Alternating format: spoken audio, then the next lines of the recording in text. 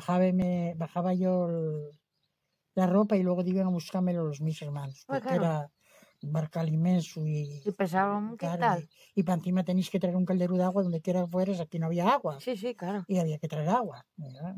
Y a San Pedro, luego ya empecé a ir al lavadero de San Pedro y subíme ellos, porque yo remojaba en ese la ropa en casa, y subímelo ellos ya a remojar.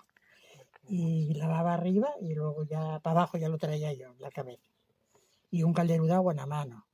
No, Y no. una saca de recaos de la palma de la tienda. No, no, sí, sí. Sí, sí, venís con... Yo no sé... Duris como piedras. Sí, sí. Madre, Si lo hay que hacer ahora, no lo mucho, sí, hacemos. había una fiesta, la primera, que es Pascua aquí en Rozais. Sí. Y claro, es que no tenían que trabajar ni tierra ni nada. Sí. Pasaban después, no vienes, vamos para la fiesta, no vienes. Y a lo mejor estaba ahí ensayando. Sí. Y hasta que no terminara de ensayar, lo que Hombre, tenía que claro. ensayar, no podía marchar. Así que yo cuando echaba a correr iba para allá después de la bate. ¿Dónde estaba la fiesta ya? Porque no había ni baños. No, no, claro. Y había en un barcal, duchate de medio para arriba y después de medio Sí, para sí, abajo. sí, sí. Y agarrabes, vestiste y echabas a correr para allá.